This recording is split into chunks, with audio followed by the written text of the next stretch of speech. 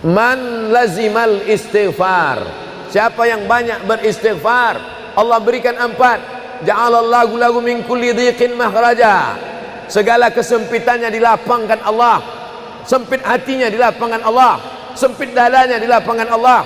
Wali wa min kulli hammin faraja, segala kesusahannya diberikan Allah kemudahan, susah rezekinya, susah hidupnya, susah pikirannya, susah urusannya dimudahkan Allah. Wa razaqahu min haitsu la yahtasib, diberi Allah rezeki dari jalan yang tidak disangka-sangka, yang tidak diduga-duga datang rezeki itu.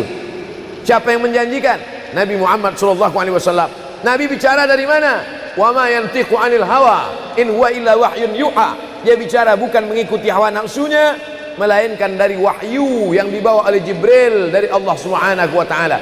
Memperbanyak istighfar. Yang keempat, wa ma kana Allahu mu'adzibahum wa hum yastaghfirun. Allah tidak akan menurunkan azab wa hum yastaghfirun selama mereka mampu beristighfar. Oleh sebab itu, kenapa tsunami tidak datang? Kenapa gunung tidak meletus? Kenapa air yang dari laut tidak naik ke darat? Kenapa tidak terjadi gempa bumi? Masih ada di Sidrap yang beristighfar. Masih ada orang yang bangun malam salat sunat taubat menjelang subuh. Wabil ashari yastaghfirun, menjelang azan subuh, di waktu sahur dia memperbanyak istighfar. Sependek-pendeknya astaghfirullah, agak panjang astaghfirullahalazim, lebih panjang astaghfirullahalazim alladzi la ilaha illa huwal hayyul qayyum wa atubu ilaih. Yang lebih afdal sayyidul istighfar, Allahumma anta rabbi la ilaha illa anta khalaqtani wa ana 'abduka wa ana 'ala 'ahdika wa wa'dika mastata'tu a'udzu bika min syarri ma sana'tu abu'u laka bi ni'matika 'alayya wa abu'u bi dhanbi faghfirli fa innahu la yaghfiru dzunuba illa anta. Dibaca dia setelah subuh, dijaga Allah sampai zuhur. Dibaca setelah zuhur, dipelihara sampai asar. Dibaca selepas asar, dijaga sampai maghrib. Dibaca sehabis maghrib, dijaga sampai isya. Dibaca habis isya, dijaga sampai subuh. Allahumma anta rabbi la ilaha illa anta khalaqtani wa ana 'abduka, aku hambamu, wa ana 'ala ahdika, aku dalam perjanjian denganmu, wa wa'dika, aku dalam MOU denganmu, mastata'tu, sesuai kemampuanmu. Abu ulaka bi ni'matika alayya, aku datang menghadapmu dengan nikmatmu, nikmat mata, nikmat telinga, nikmat otak, nikmat hati, nikmat buah pinggang, nikmat kaki, nikmat tangan. Wa abu bi dzambi, tapi justru aku datang membawa dosa. Aku datang membawa nikmat, tapi justru aku datang membawa dosa. Dosa telinga, dosa mata, dosa lidah, dosa hati. Mestinya aku datang membawa nikmat, datang membawa pahala.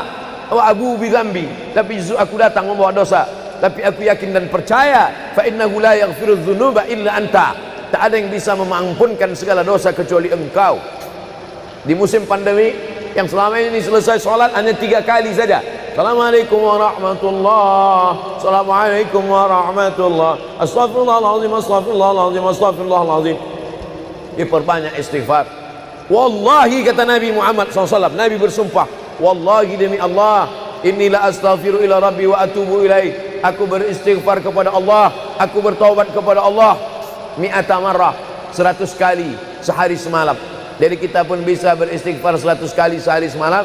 Kalau kita hitung jari kita ini sendinya ada 20, 1, 2, 3, 4, 5, 6, 7, 8, 9, 10, 11, 12, 13, 14, 15, 16, 17, 18, 19, 20. 20 sendi. Habis sholat kita isi 20 istighfar, habis subuh 20, habis zuhur 20, habis asar 20, habis maghrib 20, habis isya 20, ditambah doa 20, ditambah tahajud 20, ditambah witir 20, ditambah bangun tidur malam 20. Hanya sekali putaran tulang-tulang sendi. Kata Nabi, likulli sulama minkum sedekah, setiap tulang-tulang sendi ini mesti ada sedekahnya. Apa maksud sedekah tulang sendi? Sedekah orang kaya dengan uangnya, sedekah kita dengan sedekah tulang sendi. Astaghfirullahalazim, astaghfirullahalazim, astaghfirullahalazim, astaghfirullahalazim, astaghfirullahalazim.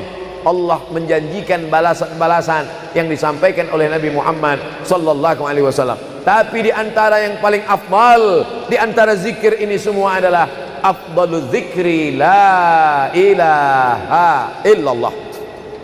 Tidak ada zikir yang paling afdal daripada la ilaha illallah. Maka kita baca la ilaha illallah, la ilaha illallah, la ilaha illallah, ditutup dengan kalimatu haqqin 'alaiha nahya, dengan itu kita hidup, wa 'alaiha namutu, dengan itu kita mati, wa bi'anu ba'su, dengan itu kita akan dibangkitkan di padang mahsyar. Hidupnya dengan la ilaha illallah, matinya dengan la ilaha illallah. Kenapa disebut hidupnya dengan la ilaha illallah? Karena waktu awal hidupnya ayahnya mengazankan ke telinganya, asyhadu an la ilaha illallah. Itulah makna alaiha nahya, dengan itu kita hidup. Kenapa disebut alaiha namutu, dengan itu kita mati? Karena matinya ditalqinkan ke telinga sebelah kanan, la ilaha illallah.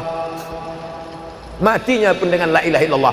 Wa bi'anu ba'su, nanti dia dibangkitkan di padang mahsyar juga dengan kalimat la ilaha illallah.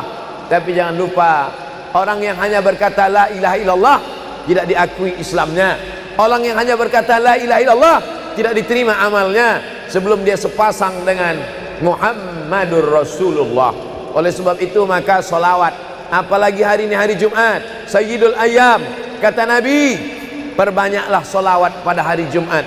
Allahumma salli ala Sayyidina Muhammad wa ala ali Sayyidina Muhammad. Allahumma salli ala Sayyidina Muhammad wa ala ali Sayyidina Muhammad. Allahumma salli ala Sayyidina Muhammad wa ala ali Sayyidina Muhammad. Khusus pada hari Jumat. Hari yang lain kita berselawat, tapi pada hari Jumat maka kita perbanyak solawat, solawat, solawat, solawat. Inna salatakum ma'rudatun alayya. Solawat kamu dari rumah kamu, dari tempat kamu bersolawat.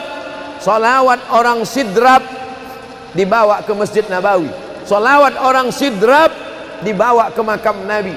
Allahumma salli ala Sayyidina Muhammad dari Masjid Agung Sidrap dibawa ke Masjid Nabawi di kota Al-Madinah Al-Munawwarah. Lalu kemudian sahabat bertanya, kaifa salatuna ma'rudatun alaika wa qad arimta? Bagaimana salawat kami dibawa ke makammu padahal engkau sudah mati, meninggal dunia? Bukankah orang yang mati itu tidak hidup? Bukankah orang mati itu dimakan cacing tanah? Apa jawab Nabi? Innallaha harramal arda ajsadal anbiya. Allah mengharamkan tanah memakan jasad para nabi. Jadi sahabat Nabi itu rasional. Sahabat Nabi itu berpikir. Sahabat Nabi itu bukan hanya diam. Sahabat Nabi itu bukan hanya nerima saja. Sahabat Nabi itu bertanya, bagaimana mungkin salawat kami bisa dibawa ke makammu padahal kau sudah mati dimakan cacing tanah? Nabi menjawab, innallaha harramal arda ajsadal anbiya. Allah mengharamkan tanah memakan jasad para nabi.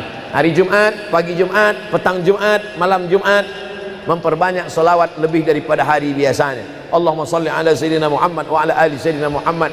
Membaca surat Al-Kahfi. Man qara'a surat Al-Kahfi yaumal jumu'ati. Siapa yang membaca surat Al-Kahfi hari Jumat, pagi Jumat, siang Jumat, sore Jumat, malam Jumat, adha'a lahu min nur. Allah berikan dia cahaya, pencerahan, terang pandangannya, terang matanya, terang pikirannya, terang hatinya. Kalau sudah gelap, kita suntuk. Makanya anak kecil tidak boleh mati lampu. Kalau ada anak kecil malam mati lampu, nafasnya bisa sesak. Kenapa sesak? Sempit dadanya. Itu maknanya kalau Allah kasih kita terang cahaya karena membaca surat Al-Kahfi hari Jumat. Tapi jangan sampai menyuruh orang baca surat Al-Kahfi, ternyata yang ceramah ini belum baca surat Al-Kahfi. Bacalah surat Al-Kahfi. Ustaz sudah baca? Oh, saya ngajak aja. Enggak. Sebelum ceramah saya baca dulu. Malam Jumat, tadi malam. Habis sholat tahajud, duduk, baca surat Yasin, baca surat Al-Kahfi. Supaya waktu menyampaikannya plong. Karena kalau kita hanya menyuruh saja tidak mengamalkannya, terasa di dalam hati. Bacalah surat Al-Kahfi. Pembohong. Oleh sebab itu saya mengajak, tapi saya sudah baca duluan. Man qara'a surat Yasin lailatal Jum'ah. Siapa yang membaca surat Yasin malam, tidak hanya malam Jumat. Man qara'a Yasin fi lailatin, tak ada disebut malam Jumat. Siapa yang baca surat Yasin pada suatu malam, malam Senin, malam Selasa, malam Rabu, malam Kamis, malam Ahad, malam Jumat, ghufira lahu, asbaha maghfuran lah. Waktu subuh dia sudah diampunkan Allah. Adapun surat Al-Kahfi tadi malam, malam Jumat, pagi Jumat, siang Jumat, sore Jumat, sampai nanti sebelum matahari tenggelam. Dan dari salat asar sampai matahari tenggelam, waktu mustajab untuk berdoa, didoakan segala kebaikan-kebaikan. Sayyidul Ayyam, induk dari segala hari. Berapa banyak orang amat sangat ingin hidup di hari ini, tapi meninggal kemarin sore. Berapa banyak amat sangat ingin hidup di bulan ini, tapi sudah didahului oleh ajal, janji kepada Allah Subhanahu wa taala. Jangan ada sedetik pun waktu yang sia-sia, yang kosong hampa, tanpa kita isi dengan amal kepada Allah Subhanahu wa taala. Man shalla alayya salatan, siapa yang bersolawat satu kali, sallallahu alaihi biha asyra, Allah balas 10 kebaikan. Huttan anhu asyara sayiat, ditutupi 10 kesalahan. Wa rufi'at lahu asyara darajat, dinaikkan 10 darajat tingkatan kemuliaan. Satu kali salawat 10 dosa diampunkan, 10 kebaikan pahala dituliskan, 10 derajat kemuliaan diangkat, dinaikkan di hadapan Allah Subhanahu wa taala. Oleh sebab itu maka hari ini kita perbanyak solawat, pertemuan solawat, berjumpa dengan orang bersolawat. Dan kita memang melakukan tradisi-tradisi itu. Ketika ada orang mau menikah bersolawat, anaknya akikah bersolawat, acara walimah bersolawat, khotib khutbah Jumat kalau tidak bersolawat batal Jumatnya. Orang yang sedang sholat kalau dia tidak bersolawat, menurut mazhab Syafi'i batal sholatnya. Orang yang berdoa kalau tidak bersolawat, doanya tergantung tidak dikabulkan Allah. Majlis kita kalau tidak ada selawat, maka majlis itu berubah menjadi majlis antanajifah, majlis mangkai, majlis busuk, majlis berbau. Oleh sebab itu tidak ada cara lain menolak ini semua adalah dengan cara bersolawat, solawat dan solawat. Itu poin yang ketiga. Poin yang keempat, di antara menjauhkan kita dari bala ini, tolak bala ini adalah shadaqatus sirri tadfa'u mitatas su'. Sodakoh menolak bala, mati su'ul khotimah. Makanya dulu kita ada istilah sodakoh tolak bala, sodakoh menolak musibah, sodakoh menolak bencana, sodakoh menolak wabah. Oleh sebab itu maka yang selama ini biasa bersedekah kepada anak yatim, biasanya menyambut Ramadan, jangan lagi tunggu bulan Ramadan, datangi rumah anak yatim, makan mereka, sembako beras mereka, masukkan ke dalam karung 10 kilo, gula sekilo, minyak sekilo, susu saset, ikan sarden, masukkan, berikan. Ini dengan niat menolak segala musibah, segala bencana, segala wabah. Orang-orang yang mati itu kalau dia ditanya Allah Subhanahu wa taala, hai mayit, hai orang yang mati, seandainya ku kasih kau hidup lagi, mau apa tidak? Mereka amat sangat ingin hidup. Apa kata mereka? Kami ingin hidup. Laula akhartani ila ajalin qarib, kasihlah kami hidup ya Allah qarib, sebentar, sekejap, semenit, sedetik saja. Kalau aku kasih kau hidup, kau mau apa? Kata Allah. Mereka menjawab, dalam Al-Quran diceritakan, laula akhartani ila ajalin qarib, kalau kau kasih aku hidup walaupun sedetik saja, fa as-saddaqa, aku mau bersedekah ya Allah. Kenapa orang mati itu tidak berkata, kasih aku hidup sedetik saja, aku mau haji dan umrah? Tidak ada. Kasih aku sedetik saja, aku mau pergi berjihad? Tidak. Kasih aku sedetik saja, aku mau sholat sepanjang malam? Tidak. Mereka mengatakan, fa'as-saddaqa, aku mau bersedekah. Mengapa orang mati itu kalau dihidupkan mau bersedekah? Dijawab oleh para ulama, karena haji dan umrah balasannya nanti setelah hisab masuk surga. Al-hajjul mabrur, haji yang mabrur, laisa lahu jaza illal jannah, balasannya surga. Tapi sedekah balasannya sudah didapatkan ketika dikubur. Begitu mati masuk kubur langsung dapat balasan sedekah. Itulah makanya kata Nabi, idza matal insan, kalau manusia mati, inqata'a, putus amalnya. Tapi ada yang tak putus, shadaqatun jariyah, sedekah yang mengalir.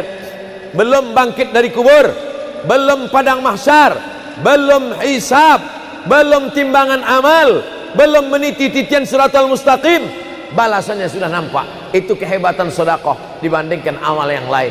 Oleh sebab itu sedekah ini luar biasa. Shadaqatus sirri tadfa'u mitatas su', sedekah menolak mati su'ul khatimah, sedekah menolak bala. Man lazimal istighfar, siapa yang banyak beristighfar, Allah berikan 4. Ja'alallahu lahu min kulli dhiqin makhraja, segala kesempitannya dilapangkan Allah, sempit hatinya dilapangkan Allah, sempit dadanya dilapangkan Allah. Wali wa min kulli hammin faraja, segala kesusahannya diberikan Allah kemudahan, susah rezekinya, susah hidupnya, susah pikirannya, susah urusannya dimudahkan Allah. Wa razaqahu min haitsu la yahtasib, diberi Allah rezeki dari jalan yang tidak disangka-sangka, yang tidak diduga-duga datang rezeki itu. Siapa yang menjanjikan? Nabi Muhammad SAW. Nabi bicara dari mana? Wa ma yantiqu 'anil hawa in huwa illa wahyun yuha, dia bicara bukan mengikuti hawa nafsunya, melainkan dari wahyu yang dibawa oleh Jibril dari Allah Subhanahu wa taala. Memperbanyak istighfar. Yang keempat, wa ma kana Allahu mu'adzibahum wa hum yastaghfirun, Allah tidak akan menurunkan azab wa hum yastaghfirun selama mereka mau beristighfar. Oleh sebab itu, kenapa tsunami tidak datang, kenapa gunung tidak meletus, kenapa air yang dari laut tidak naik ke darat, kenapa tidak terjadi gempa bumi? Masih ada di Sidrap yang beristighfar, masih ada orang yang bangun malam salat sunat taubat menjelang subuh, wabil ashari yastaghfirun, menjelang azan subuh di waktu sahur dia memperbanyak istighfar. Sependek-pendeknya astaghfirullah, agak panjang astaghfirullahalazim, lebih panjang astaghfirullahalazim alladzi la ilaha illa huwal hayyul qayyum wa atubu ilaih.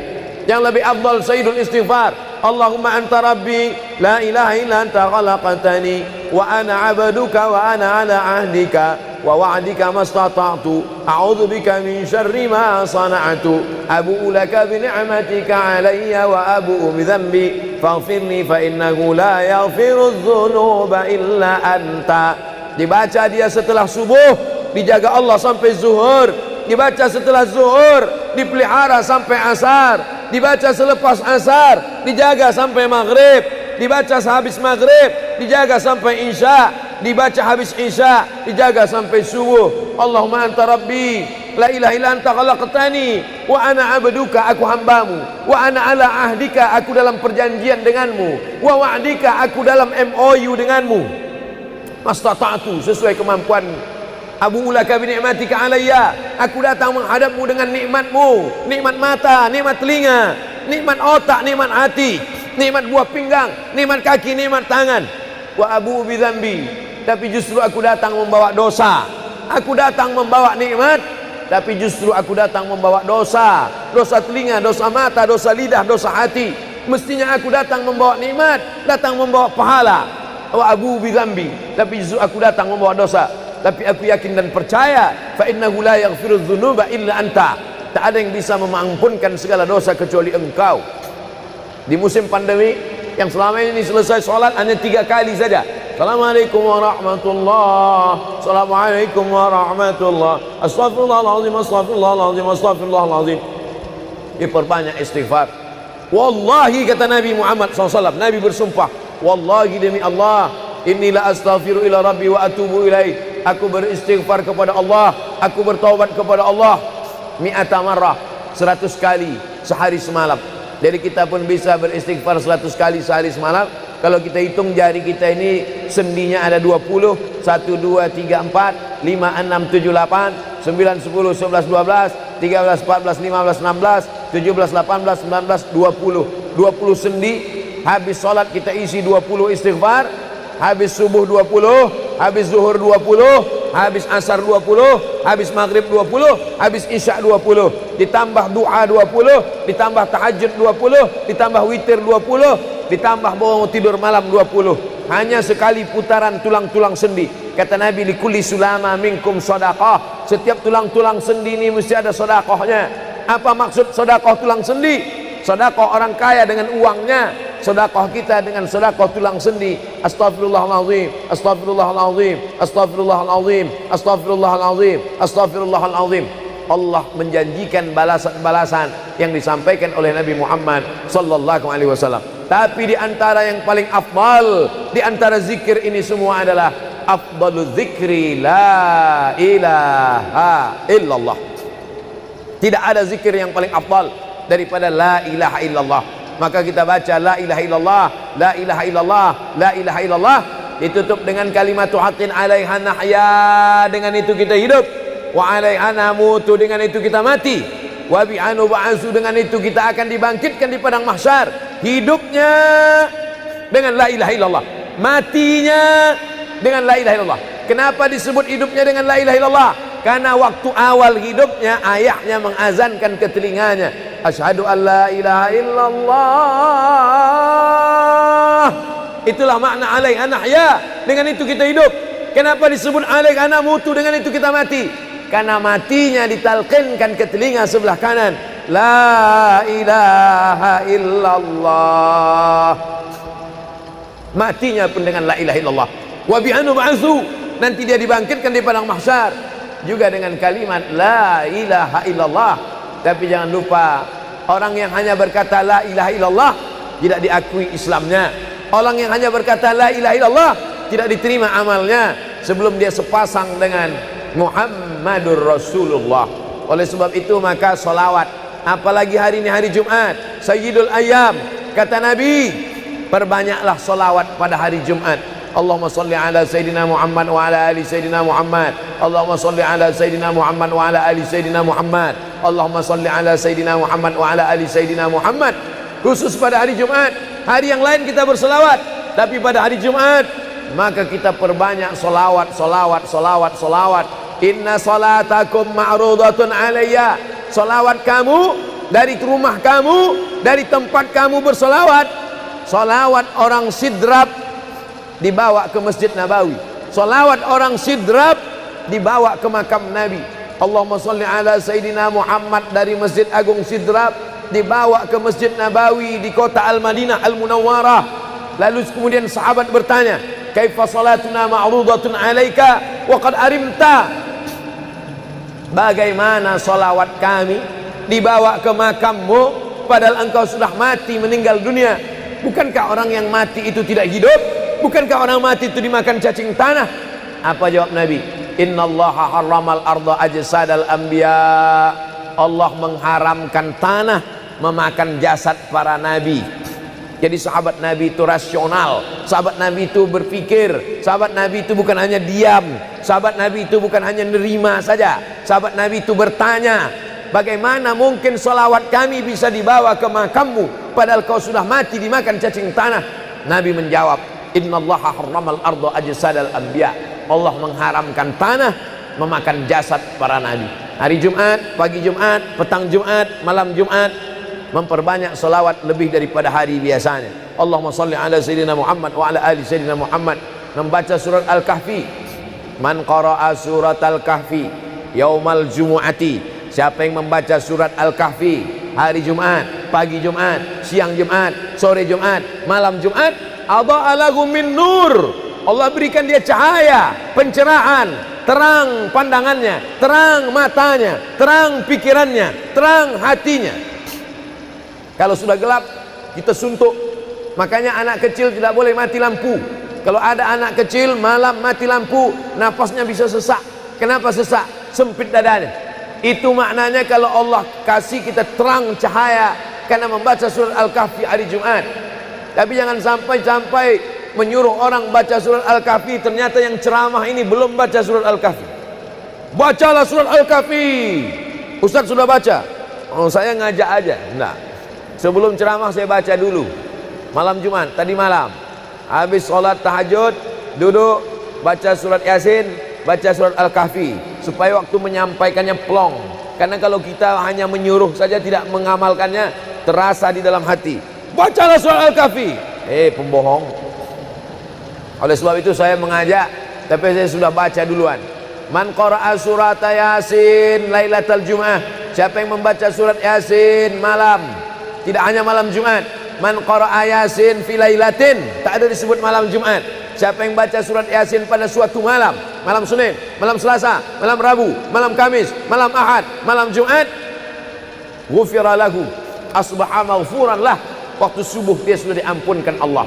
Adapun surat Al-Kahfi tadi malam, malam Jumat, pagi Jumat, siang Jumat, sore Jumat, sampai nanti sebelum matahari tenggelam.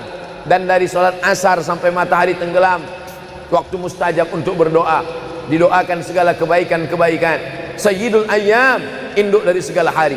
Berapa banyak orang amat sangat ingin hidup di hari ini, tapi meninggal kemarin sore. Berapa banyak amat sangat ingin hidup di bulan ini, tapi sudah didahului oleh ajal, janji kepada Allah Subhanahu wa taala.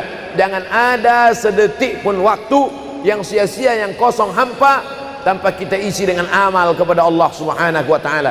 Man shalla alayya salatan, siapa yang bersolawat satu kali, sallallahu alaihi biha asyra, Allah balas 10 kebaikan.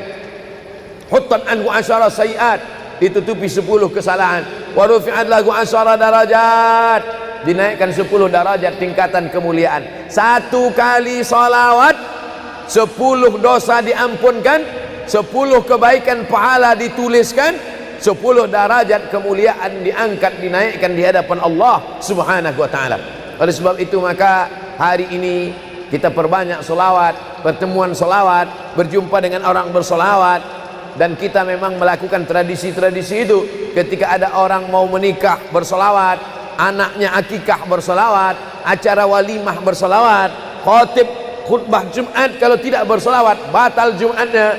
Orang yang sedang sholat kalau dia tidak bersolawat, menurut mazhab Syafi'i batal sholatnya. Orang yang berdoa kalau tidak bersolawat, doanya tergantung tidak dikabulkan Allah. Majlis kita kalau tidak ada solawat, maka majlis itu berubah menjadi majlis antanajifah, majlis mangkai, majlis busuk, majlis berbau. Oleh sebab itu tidak ada cara lain menolak ini semua adalah dengan cara bersolawat, solawat dan solawat. Itu poin yang ketiga. Poin yang keempat, di antara menjauhkan kita dari bala ini, tolak bala ini adalah shadaqatus sirri tadfa'u mitatas su'. Sodakoh menolak bala, mati su'ul khotimah. Makanya dulu kita ada istilah sodakoh tolak bala, sodakoh menolak musibah, sodakoh menolak bencana, sodakoh menolak wabah. Oleh sebab itu maka yang selama ini biasa bersedekah kepada anak yatim, biasanya menyambut Ramadan, jangan lagi tunggu bulan Ramadan, datangi rumah anak yatim, makan mereka, sembako beras mereka, masukkan ke dalam karung 10 kilo, gula sekilo, minyak sekilo, susu saset, ikan sarden, masukkan, berikan. Ini dengan niat menolak segala musibah, segala bencana, segala wabah. Orang-orang yang mati itu kalau dia ditanya Allah Subhanahu wa taala, hai mayit, hai orang yang mati, seandainya ku kasih kau hidup lagi, mau apa tidak? Mereka amat sangat ingin hidup. Apa kata mereka? Kami ingin hidup. Laula akhartani ila ajalin qarib, kasihlah kami hidup ya Allah qarib, sebentar, sekejap, semenit, sedetik saja. Kalau aku kasih kau hidup, kau mau apa? Kata Allah. Mereka menjawab, dalam Al-Quran diceritakan, laula akhartani ila ajalin qarib, kalau kau kasih aku hidup walaupun sedetik saja, fa as-saddaqa, aku mau bersedekah ya Allah.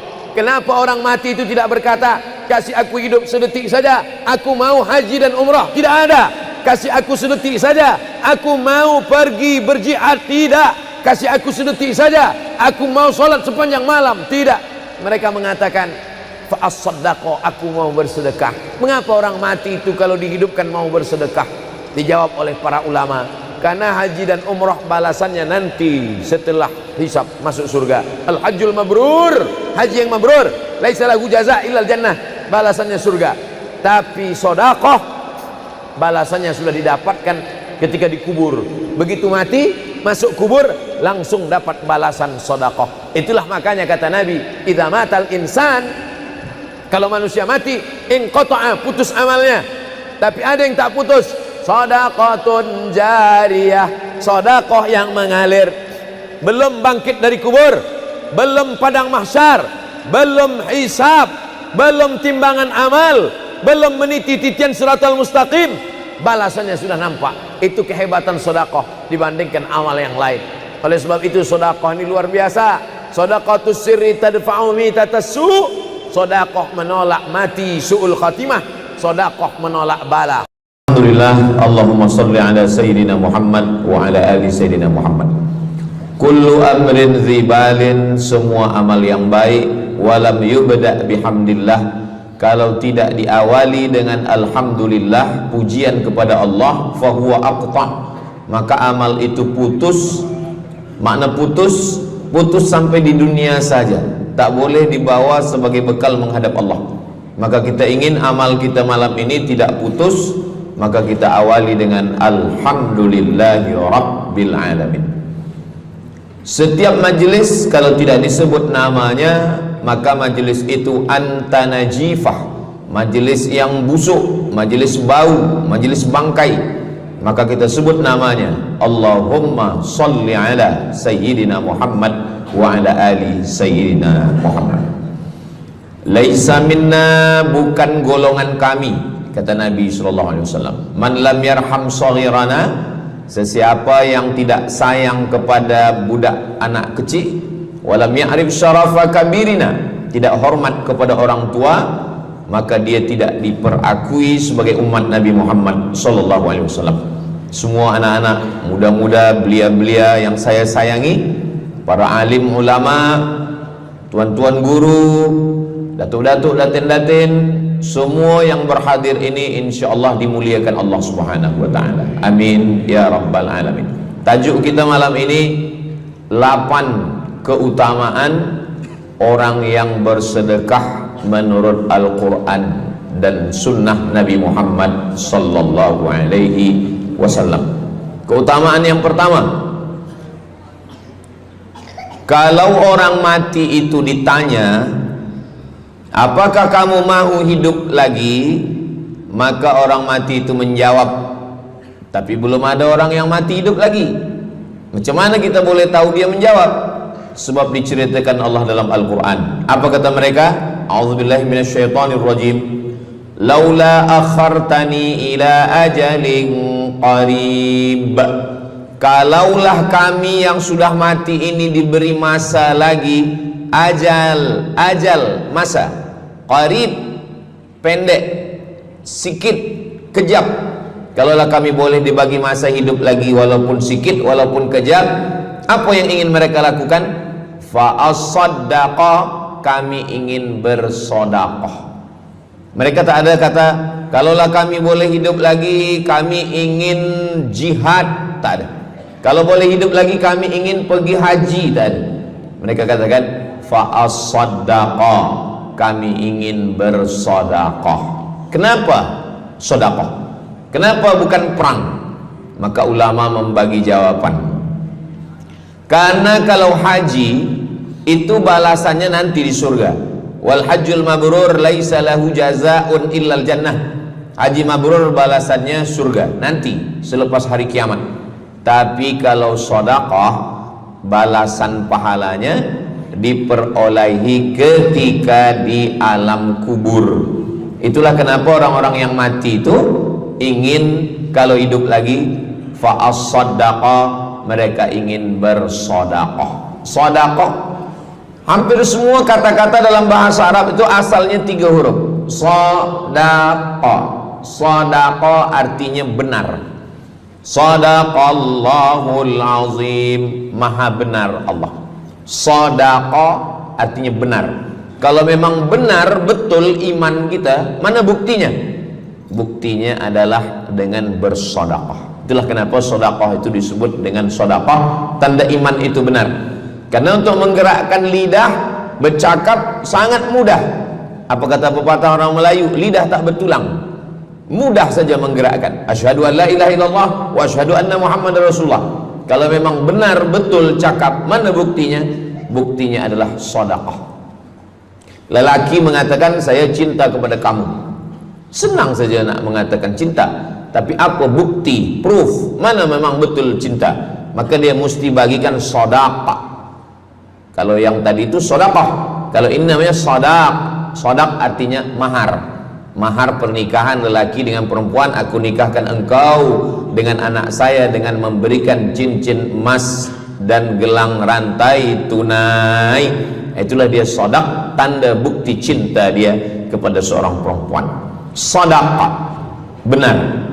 As-sidqu, sidik, benar. As-siddiq, orang yang benar. Maka disebut dia dengan Abu Bakar Siddiq, karena dia benar memberikan emas sebesar batu waktu dibawa pergi hijrah bersama Nabi Muhammad SAW.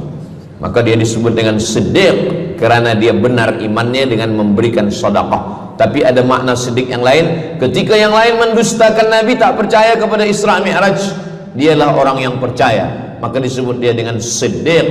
Siddiq dari kata sadaq, benar, karena iman dia yang benar. Mana bukti, proof bahwa iman dia benar? Dia bersedekah, membagikan emasnya sebesar batu. Nama dia Abu Bakar Siddiq. Nama ayah dia Abu Quhafah. Ayah dia tak Islam. Apa kata ayah dia? Habislah emas Abu Bakar itu dibawa Muhammad sallallahu alaihi wasallam. Anak Abu Bakar itu namanya Asma.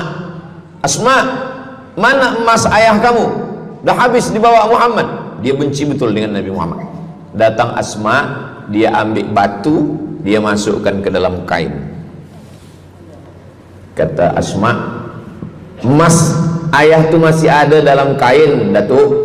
Lalu Abu Quhafah memegang. Abu Quhafah ni buta, dia tak nampak. Oh ya, masih ada lagi. Rupanya emas itu sudah dibawa hijrah bersama Rasulullah sallallahu alaihi wasallam. Makanya kata Nabi, "Lau anfaqa ahadukum mithla Uhudin zahaban." Seandainya ada di antara kamu yang boleh berwakaf emas walaupun sebesar Bukit Uhud. Bukit Uhud itu panjangnya 7 km. Seandainya ada di antara kamu yang boleh berwakaf emas sebesar Bukit Uhud, itu tak sampai setengah tapak tangan Sayyidina Abu Bakar Siddiq. Kenapa? Sebab kalau sekarang ada orang bersedekah banyak, memanglah sekarang sudah aman. Tapi masa itu masa susah, masa payah, Abu Bakar Siddiq menunjukkan bukti keimanannya. Ini keutamaan yang pertama menurut Al-Quran. Kenapa orang bersedekah? Karena orang-orang mati, kalau dia boleh bagi tambah umur hidup lagi, mereka berkata, fa'as-saddaqa, kami ingin bersedekah. Itu yang pertama. Yang kedua, sampai berapa nih? Sampai 8. Tadi saya dibagi tahu Ustadz sampai 8. Atau tak pun sampai 8, kalau dah habis 60 menit habis. Yang kedua, idzas sama'un fatarat, langit terbelah. Wa idzal kawakibun tasarat, planet bertembung, berjatuhan. Wa idzal biharu fujirat, lautan diletupkan, tsunami namanya. Wa idzal qubur bu'athirat, semua yang dikubur dibangkitkan. Selepas itu kita pun bangkit dari kubur. Innama amruhu idza arada syai'an ayyaqula lahu kun fayakun. Bila kita bangkit, tak ada atap, tak ada dinding, tak ada pokok kayu, semua gunung-gunung macam bulu kambing dihembus angin. Wa takunul jibalu kal ihnil manfush, macam bulu kambing dihembus angin. Di mana kita bernaung? Di mana kita berlindung? Kata Nabi sallallahu alaihi wasallam. Ini yang kedua. Kullu mri'in tahta zilli sadaqatihi, orang akan bernaung di bawah sedekah. Bukan bernaung di bawah haji, bukan bernaung di bawah sembahyang, bukan bernaung di bawah puasa, tapi tempat bernaung atap adalah sedekah.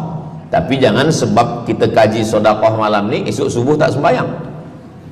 Awak tak sembahyang, kita bernaung di bawah sedekah.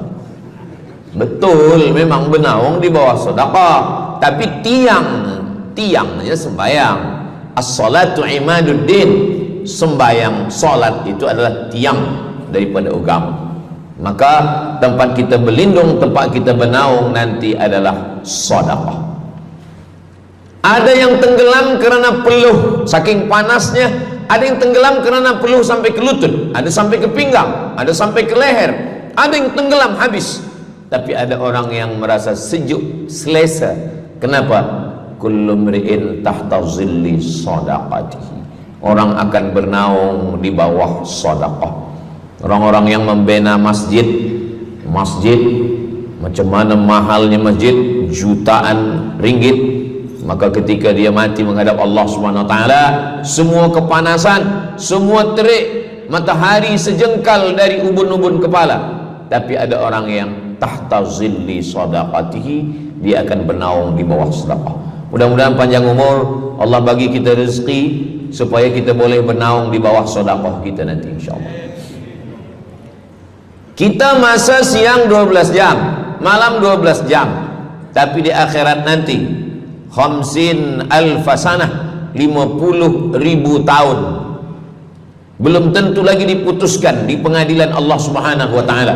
Datang orang menghadap Nabi Adam, wahai Adam, kami sudah kepanasan, kami tak tahan di padang mahsyar ini. Kata Nabi Adam, saya malu menghadap Allah. Dulu kata Allah, la taqraba hadhihi syajarah, jangan dekati pokok kuldi, fatakuna minaz zalimin, nanti engkau jadi orang zalim. Fa azallahuma syaitan, tapi digoda syaitan. Lalu kemudian Nabi Adam bertaubat. Doa yang paling tua doa Nabi Adam, Rabbana zalamna anfusana wa illam taghfir lana wa tarhamna lanakunanna minal khasirin. Datang mereka menghadap kepada Nabi Nuh. Cepatlah Nabi Nuh menghadap kepada Allah supaya diputuskan mahkamah ini. Kata Nabi Nuh, saya malu menghadap Allah. Anak saya Kan'an, masa saya panggil, ya bunayya, wahai anak saya Kan'an, irkam ma'ana, ayo mari naik ke atas perahu sampan ayah. Apa kata Kan'an? Sa'awi ila jabali ya'simuni minal ma, saya naik sampan, saya naik ke atas bukit, saya akan selamat. Rupa-rupanya hujan 40 hari 40 malam, tenggelam. Kita belum lagi 40 hari 40 malam, baru 2 hari buaya dah naik ke jalan. Macam mana 40 hari 40 malam? Maka saat itu, saat anaknya Kan'an akan tenggelam, apa kata Nabi Nuh? Ya Rabbi, ya Allah, inna bni min ahli, itu anakku ya Allah. Allah marah. Apa kata Allah? Innahu laisa min ahlik, dia bukan anakmu. Innahu amalun ghairu salih, karena amal dia tak baik. Nabi Nuh malu menghadap Allah. Datang mereka kepada Nabi Musa alaihissalam. Kata Nabi Musa, saya pun malu menghadap Allah kerana perbuatan Bani Israel, umat saya jahat. Mereka datang menghadap Nabi Isa. Kata Nabi Isa, saya malu menghadap Allah kerana mereka menyembah saya selepas saya meninggalkan mereka. Pada akhirnya mereka datang menghadap Sayyidina wa Maulana wa Syafi'ina Muhammad sallallahu alaihi wasallam. Hanya Nabi Muhammad lah yang berani menghadap Allah. Sebab apa? Sebab dia umatnya. Maka walaupun kita umat yang paling kecil, umur paling pendek, badan paling tidak bertenaga, tapi kita adalah umat yang pertama nanti yang akan diputuskan perkara, dan kita adalah umat yang pertama akan masuk ke dalam surga Allah Subhanahu wa ta'ala. Maka banyak mereka yang ingin menjadi umat Nabi Muhammad. Bahkan Nabi Musa pun ingin menjadi umat Nabi Muhammad sallallahu alaihi wasallam. Masa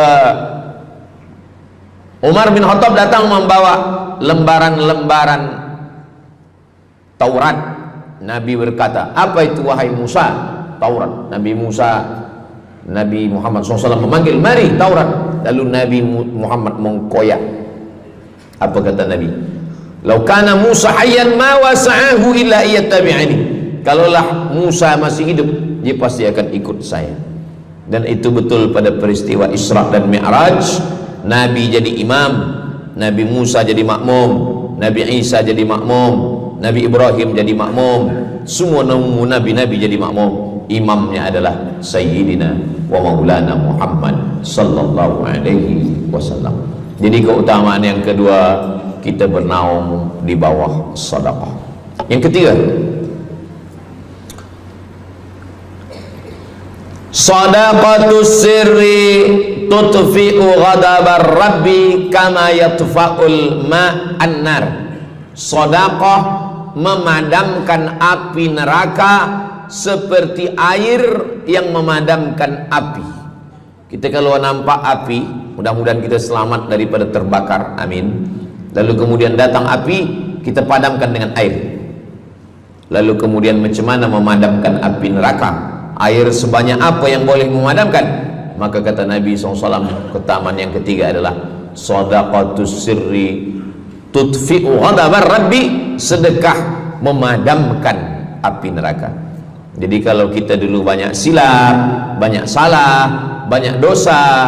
Kullu bani Adam, semua manusia ini khata'un, semua pernah salah, pernah mabuk, pernah berzina, pernah minum khamar, pernah berjudi.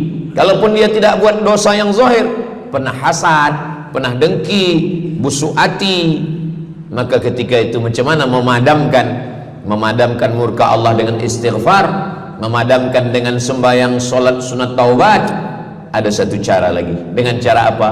Memadamkannya dengan sedekah. Tudfi'u ghadabar rabbi, memadamkan murka marah Allah subhanahu wa ta'ala, padam dengan sedekah. Tapi tentu saja sedekah yang ikhlas kerana Allah subhanahu wa ta'ala. Datang seorang yang sudah banyak dosa menghadap Nabi, menghadap pendeta Yahudi. Wahai pendeta Yahudi, saya ini banyak salah, banyak dosa. Saya sudah membunuh 99 orang. Apakah mungkin Tuhan mengampunkan dosa saya? Kata pendeta Yahudi, Tuhan tidak mengampuni dosa kamu kerana kamu sudah membunuh.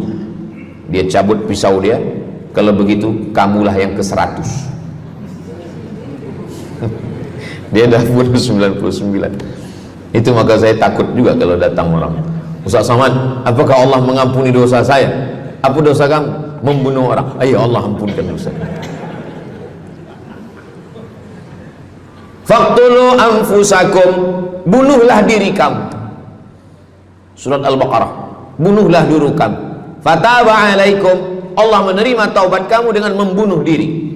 Sebab Bani Israel minta ampun kepada Allah bukan dengan istighfar, minta ampun kepada Allah bukan dengan sembahyang taubat. Bani Israel kalau dia minta ampun kepada Allah dulu zaman Nabi Musa, dia ambil pedang, dia ambil parang panjang, dia cari orang yang sama-sama berdosa. Saya ada dosa, saya cari tuan-tuan yang ada dosa. Tuan ada dosa? Ada. Kita nak bertaubat? Ya, ayo kita. Nanti kita sama-sama cincang. Nanti tuan cincang saya cincang tuan. Kita sama-sama mati, baru Allah ampunkan dosa. Faqtulu anfusakum, bunuhlah diri kamu. Fataba alaikum, Allah menerima taubat kamu. Tapi syariat Nabi Muhammad sallallahu alaihi wasallam, ma min muslimin yuznibu dzamban, kalau ada yang khilaf salah, summa yatatahhar, mandi taubat. Apalagi kita di Bandar Seri Begawan, bila tadi pesawat terbang nak landing turun, nampak cantik laut keliling. Jadi siapa nak mandi taubat, pergi ke laut. Kalau sampai ke tengah laut, bukan cuma dosa hilang, orangnya hilang sekali. Aku mandi taubat, saya mandi taubat. Selepas mandi taubat, tak boleh mandi taubat, wudu. Tak boleh wudu, tayamum. Selepas itu sembahyang sunat taubat, usolli sunnatat taubat raka'ataini lillahi ta'ala. Dosanya perlu sebut, jangan sebut. Ada seorang lelaki, maaf, nafsu dia tinggi. Lalu di jalan dia nampak perempuan. Selepas itu maaf, dia cium.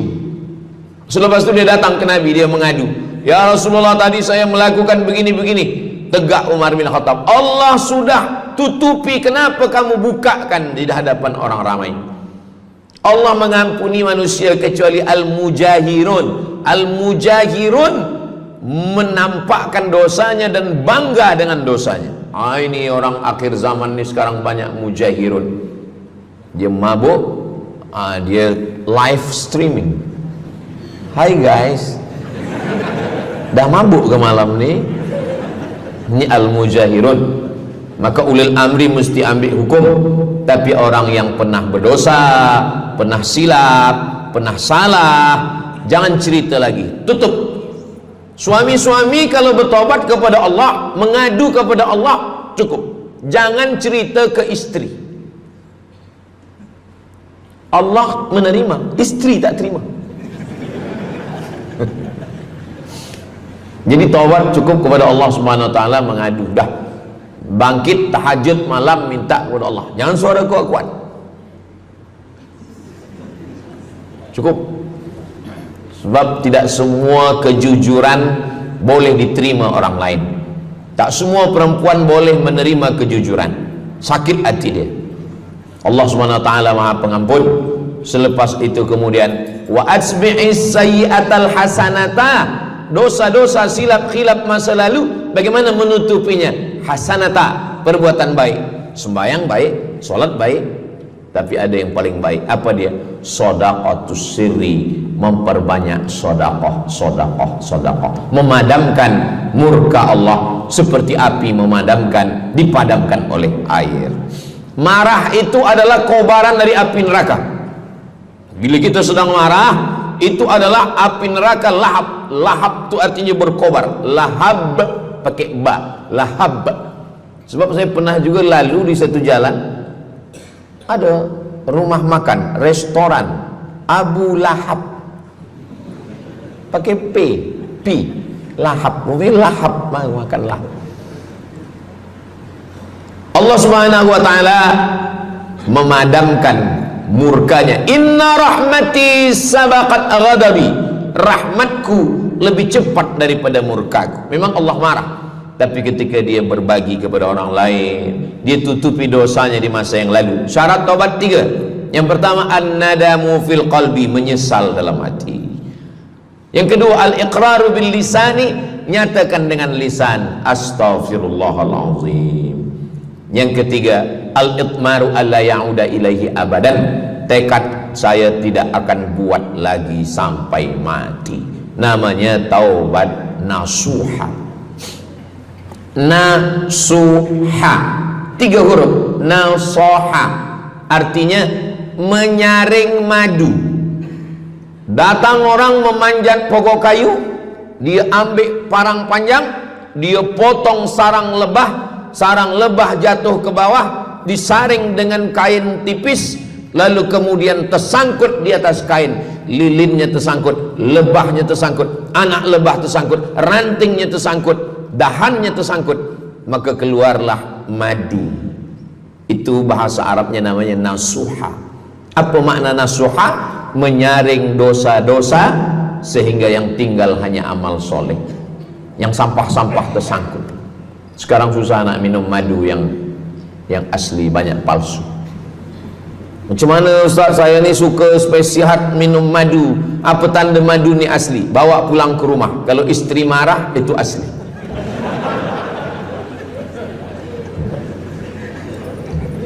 Yang keempat, ini jangan diingat, lupakan. Yang keempat, apa itu keutamaan sedekah? Kata Nabi sallallahu alaihi wasallam, as-sadaqatu, sedekah itu tadfa'u mitatassu, menolak mati su'ul khatimah.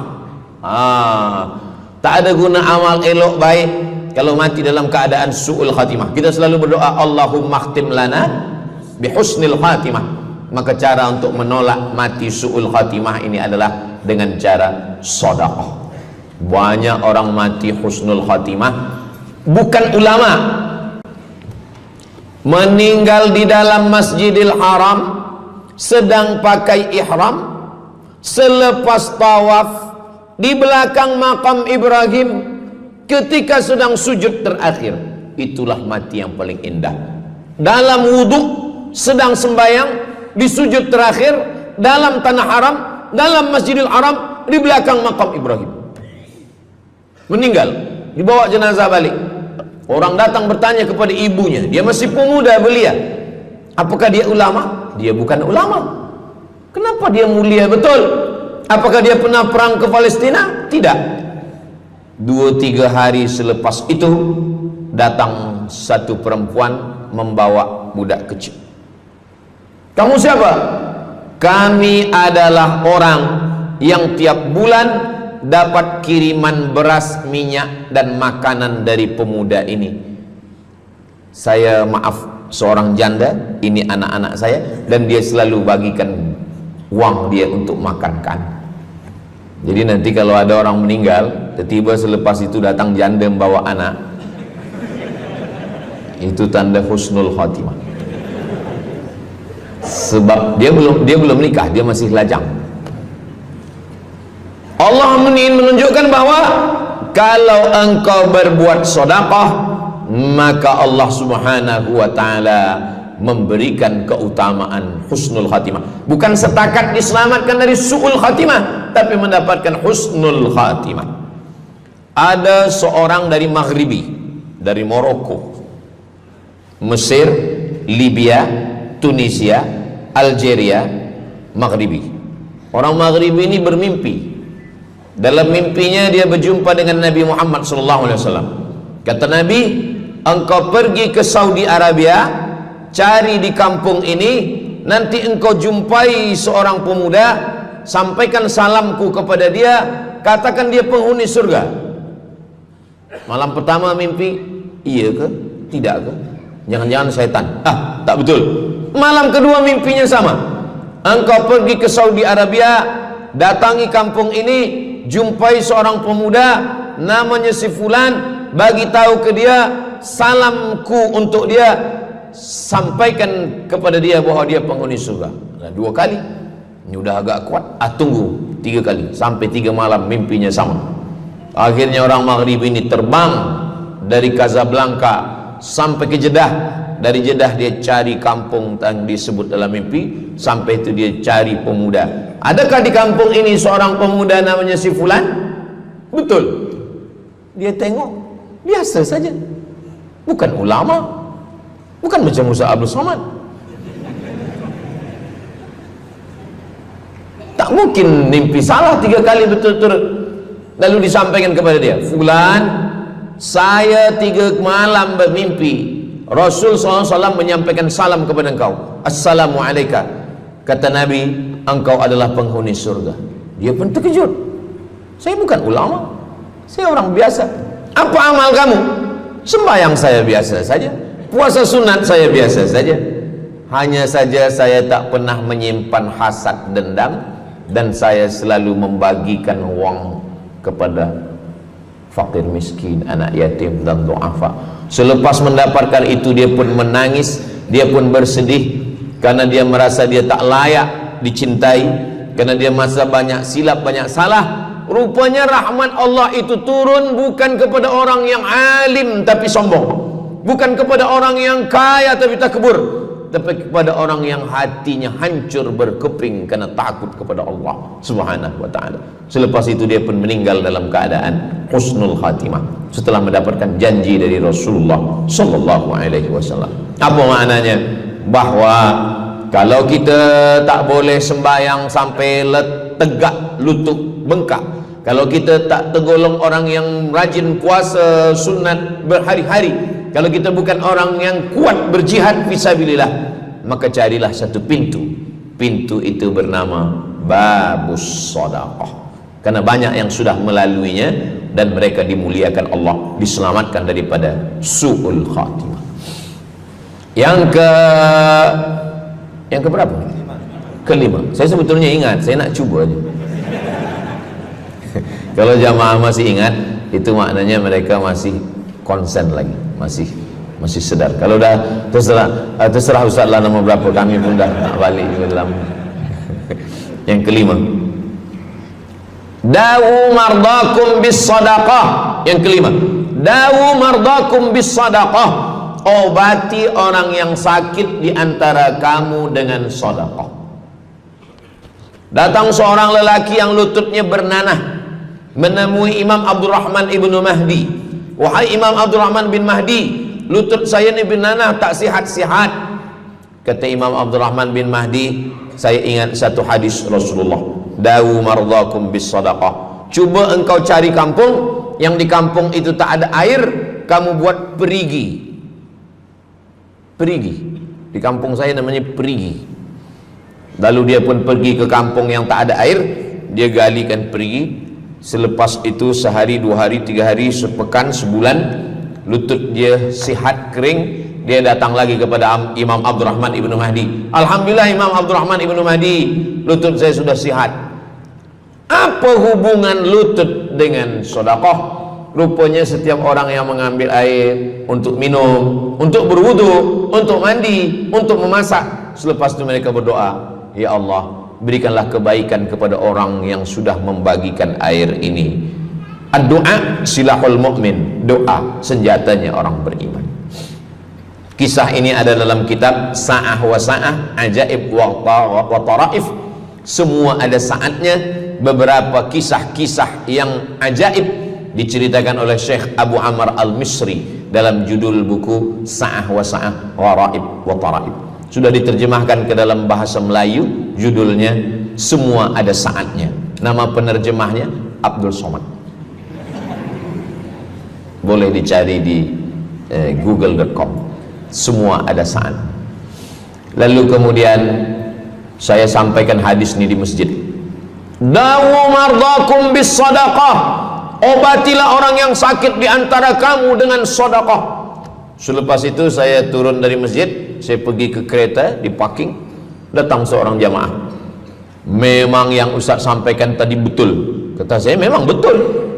Takkan saya sampaikan tak betul? Apa maksud awak? Betul.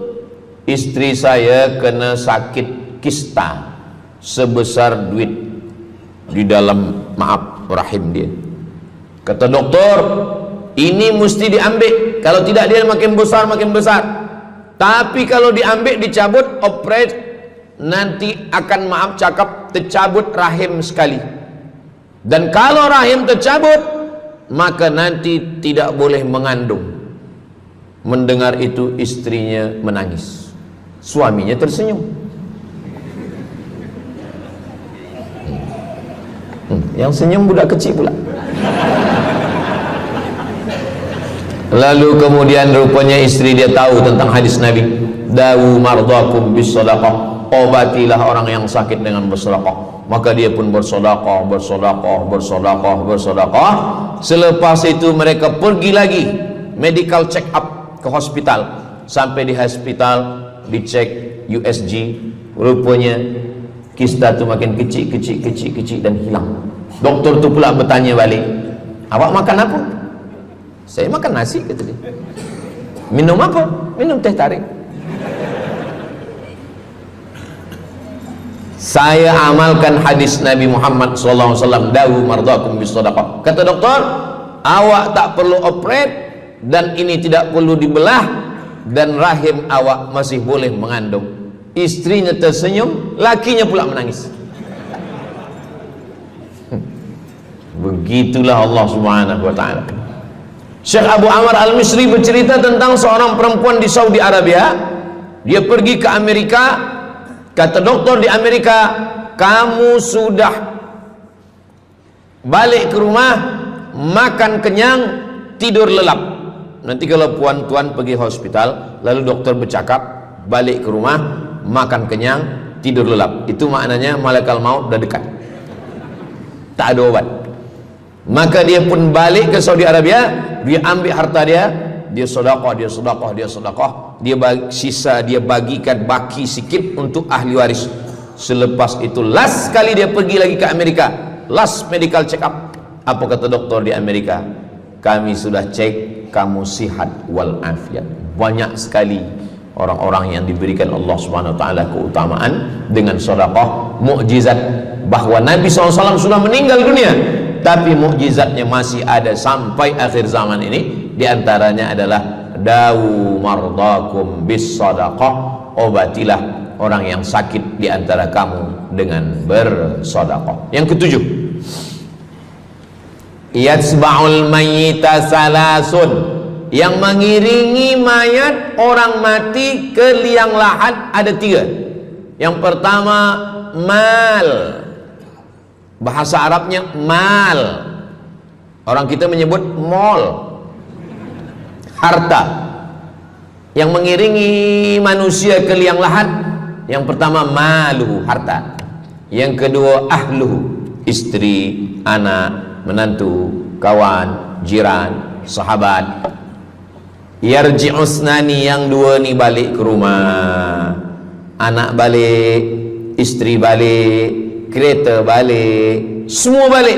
Wa yabqa wahidun, yang kekal hanya satu. Apa dia? Yang kekal hanya satu, itulah dia sedekatuhu. Sedekahlah yang kekal. Itulah kenapa orang-orang meninggal dunia. Kita di atas dunia ini, kata Nabi, baina sittin wa sab'in. Kita hidup di atas dunia ini antara sittin, 60, sab'in, 70. 60, 70, 60, 70. Kalau umur 30, ada berjumpa jamaah umur 30 yang dia soal, dah berbini ke? Nabi ni belum. Oh. Awak dah menikah? Belum. Apa belum nikah lagi? Kejap lagi Ramadan. Takkan jaga subuh? Macam mana nak sembahyang? Macam mana nak sahur? 30. Bila 40, soalan sudah berubah.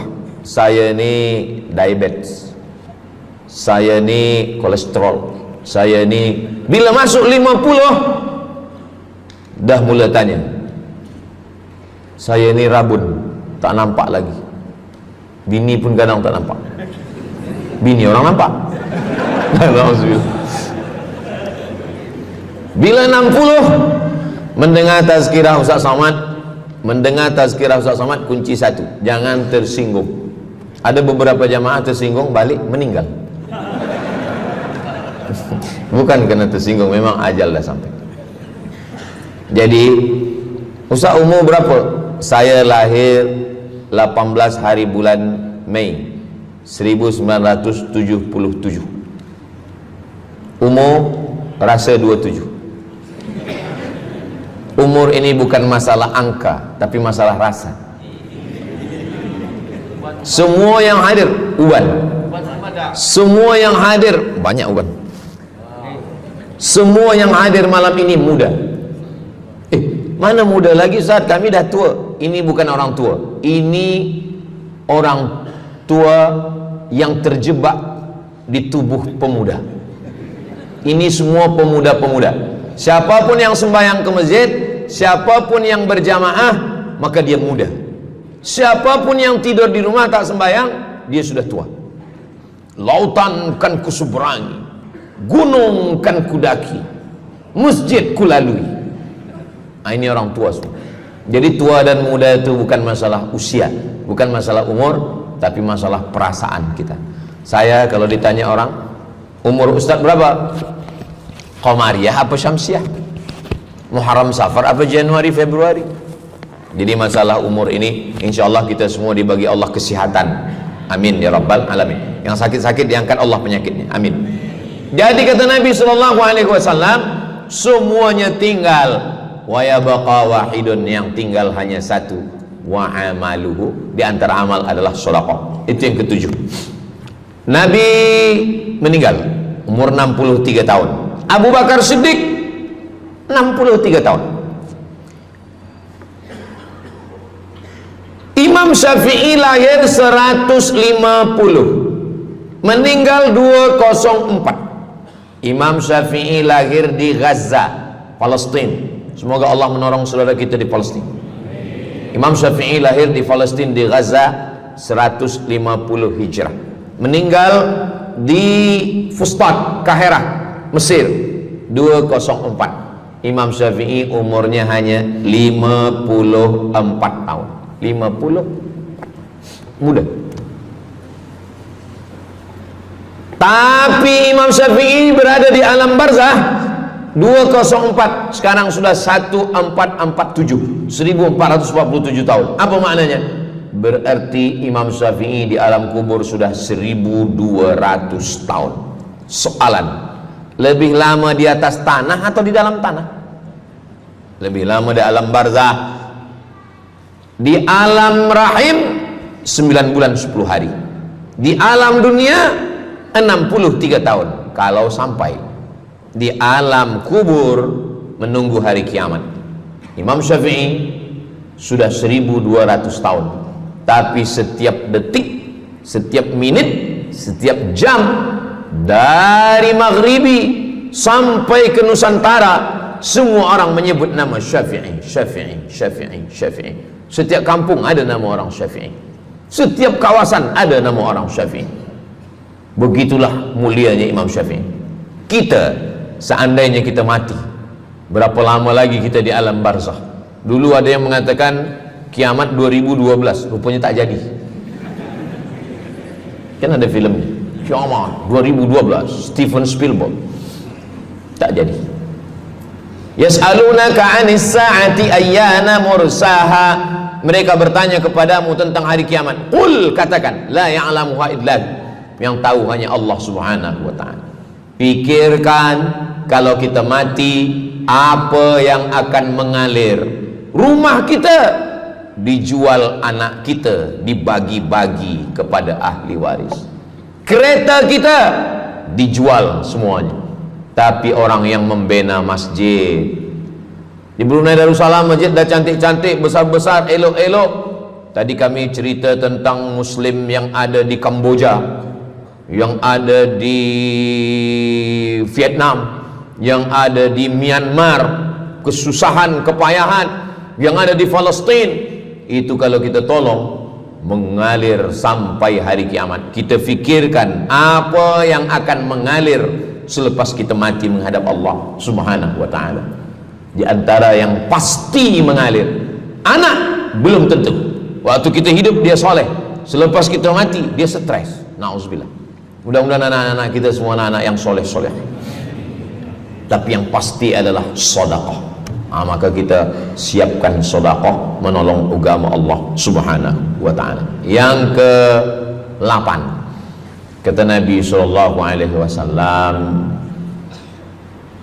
idza matal insan, hadisnya ada dalam Sahih Muslim. Idza matal insan, ada orang yang membaca hadis ini idza mata ibnu Adam.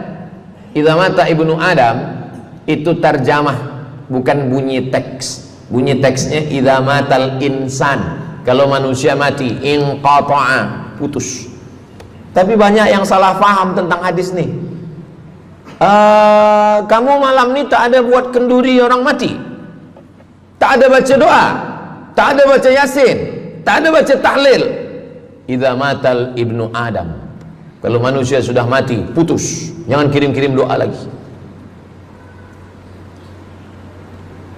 Banyaklah soalan ke saya, Ustaz Abdul Somad, ya, macam mana kalau orang sudah mati tak ada anak, lalu siapa yang mendoakan dia? Kata saya, yang mendoakan dia saya. Allahumma ighfir lahu warhamhu wa'afihi wa'fu anhu. Siapa yang akan bacakan Al-Fatihah untuk dia? Saya akan bacakan Al-Fatihah. Saya tengok muka dia macam meragu, dia tak percaya Fatihah ini sampai. Siapa yang tak percaya Fatihah sampai, saya tak marah, sebab ni masalah yang gaib. Siapa yang tak percaya Yasin itu sampai, siapa yang tak percaya Fatihah itu sampai, saya tak marah. Bagi saja nama semua lengkap dengan bin. Nanti bila mati saya kirim. Bila tak sampai, cepat-cepat bagi tahu. Idza matal insan, kalau manusia mati, inqata'a amaluhu, yang putus tu amal dia, amal yang mati itu. Misal ini ada orang mati, namanya Abdul Somad. Nanti kalau saya sebut nama lain tersinggung pula. Ada orang mati namanya Abdul Somad. Idza matal insan, kalau Abdul Somad ni mati, inqata'a amaluhu, maka yang putus tu amal dia. Amal Abdul Somad ni yang putus. Amal orang Brunei untuk Abdul Somad putus atau tak putus? Tidak putus. Datang berita, mereka tengok di Instagram Abdul Somad, Ustadz Abdul Somad Official. Bagi yang belum follow, cepat follow. Dapat berita Ustadz Somad sudah meninggal. Orang Bandar Seri Begawan, semua orang Brunei mengirimkan Al-Fatihah, mereka sholat gaib. Sampai apa tak sampai? Sampai. Jadi mana yang putus itu apa maknanya? Amal dia putus, amal orang mati nih putus, amal orang hidup kepada yang mati tak putus. Saya bilang sekali lagi, yang putus itu amal orang mati. Amal orang mati putus. Apa maksud amal orang mati putus? Kepada muslimin muslimat, sila datang ke masjid yang akan membagi tazkirah almarhum Abdul Somad. Itu mana putus, mana boleh tazkirah lagi. Orang mati itu amalnya putus, tapi amal orang hidup untuk orang mati tidak putus. Kalau memang putus, kenapa ada amalnya yang tak putus? Ada amal dia yang tak putus. Ini Abdul Somad mati dia, amal dia semuanya putus, tapi ada amal dia yang tak putus. Pertama, shadaqatun jariyah. Sedekah itu kan amal dia, tak putus. Sedekah dia bina masjid dia, sedekah dia tahfiz Quran. Budak-budak tahfiz Quran itu menghafal Quran, jadi tuan guru, punya murid, punya pondok, maka tak putus. Amal dia tapi tak putus. Yang kedua, ilmun yuntafa'u bih, mengajar dia, diamalkan orang, tak putus. Waladun solihun, anak soleh. Anak soleh itu maksudnya, anak soleh itu kan amal dia. Nah, itu yang banyak orang yang tak paham. Macam mana amal soleh, macam mana amal soleh itu amal kita? Macam mana anak soleh itu amal kita? Kalau istri, mohon maaf, kalau istri awak cuma awak tengok saja, apakah mungkin dia hamil? Nah, itu dah payah betul dah menjelaskan. Maknanya anak kita itu amal kita. Maka kalau kita mati, dia tetap mengalir. Bukan berarti doa orang lain tak sampai. Ini banyak orang salah faham. Selepas orang meninggal, tak usah baca doa lagi, tak usah Allah maafir lahu lagi, tak usah baca Yasin lagi, tak sampai. Maksud putus itu amal orang mati itu putus. Kalaulah putus amal orang hidup kepada orang mati, tak ada salat jenazah. Nanti kalau ada orang mengatakan tak usah baca doa, kita udah putus semua, nanti bila dia mati jangan sembayangkan. Sebab sembayang jenazah itu kan amal orang hidup untuk orang mati. Allahu Akbar, Allahumma alhamd, Allahu Akbar, Al-Fatihah, Allahu Akbar, salawat, Allahu Akbar, Allahumma maghfir lahu warhamhu wa'afihi wa'fu anhu, Allahu Akbar, Allahumma la tahrimna ajrahu wa la taftina ba'dahu wa waghfir lana wa lahu wa li ikhwanina alladhina sabaquna bil iman wa la taj'al fi qulubina ghillan lil ladzina amanu rabbana innaka ra'ufur rahim. Empat itu sampai, Al-Fatihah sampai, doa sampai, Al-Fatihah sampai, solawat sampai, doa takbir 3 sampai, doa takbir 4 pun sampai. Itu maknanya amal orang hidup sampai, tapi amal orang mati putus. Apakah orang mati itu tetap beramal? Orang mati tetap beramal, tapi katanya putus. Yang putus itu amal wajib. Sholat wajib, tak wajib lagi. Puasa wajib, tak wajib lagi. Adapun amal yang tak wajib, makanya kalau ada suami yang tak mau amal wajib, suruhlah dia mati. Mana dalil ustadz bahwa orang mati tetap beramal? Waktu Nabi Muhammad SAW Isra Mi'raj, Nabi Isra Mi'raj, Nabi tengok Nabi Musa sholat di dalam kuburnya, padahal Nabi Musa sudah meninggal. Itu menunjukkan orang meninggal pun beribadah, tapi ibadah dia tidak wajib lagi. Waktu sampai di Masjidil Aqsa, Nabi Ibrahim sholat, Nabi Musa sholat, Nabi-Nabi sholat, padahal mereka sudah meninggal dunia. Itu menunjukkan bahwa orang mati beribadah, tapi ibadahnya tidak wajib. Yang kita wajib ini hanya dari akil baligh sampai kita mati. Siapa yang wajib sembahyang? Akil baligh. Siapa yang wajib puasa? Akil baligh. Siapa yang wajib haji? Akil baligh mampu. Ada orang akil, ada orang baligh tapi tak akil. Umur 15 tahun, 20 tahun, 30 tahun, baligh, umurnya sampai, tapi tak akil, tak ada akal. Rufi'al qalam, kertas, pena. Pena dia terangkat, tak mencatat. Ada 3 orang yang penanya tak mencatat. Yang pertama, anis sobi hatta yahtalim, budak kecil sampai dia mimpi akil balik. Yang kedua, anin naim hatta yastayqiz, orang tidur sampai dia terjaga. Yang pertama, budak kecil sampai akil balik. Maka kalau nak nakal waktu kecil itulah. Menyesal saya Ustaz, waktu kecil dulu baik-baik.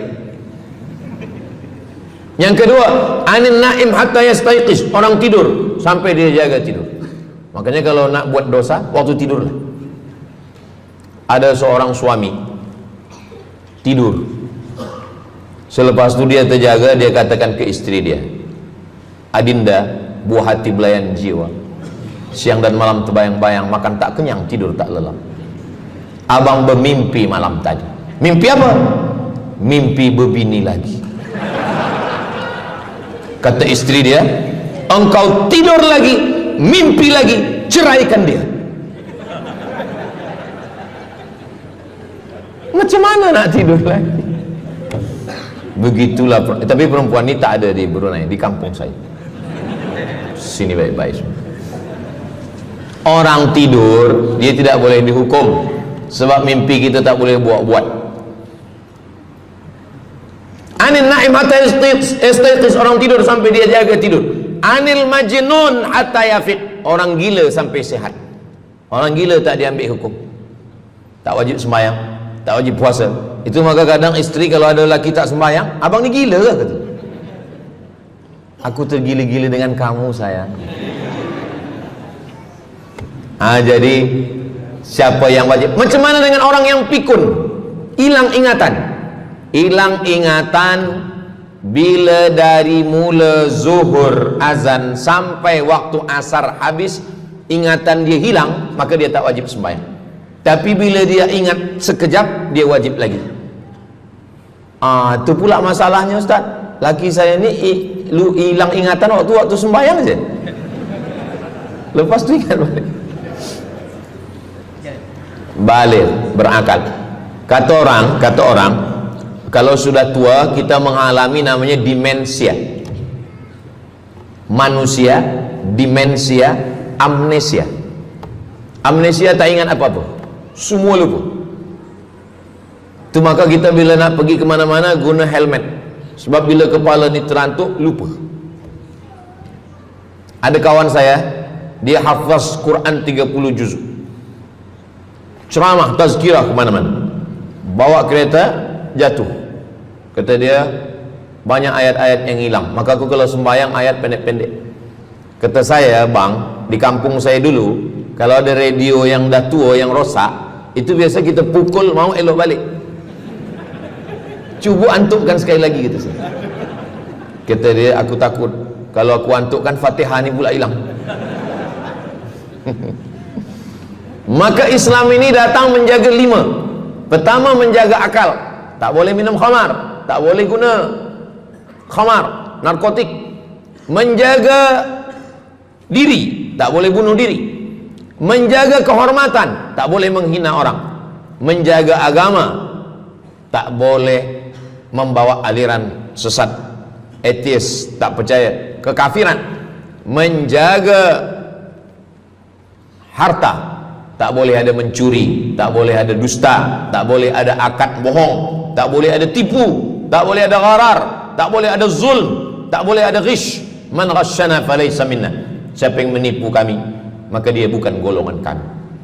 Jadi berdasarkan 8 keutamaan ini, kalau ingat 8-8-nya alhamdulillah. Tak ingat 8, ingat 7, ingat 6, ingat 5, ingat 4, ingat 3, ingat 2, ingat 1. Satu pun tak ingat, innalillah. Tapi insyaAllah kita boleh ingat semua. Sebab apa? Sebab tazkirah malam ini direkodkan.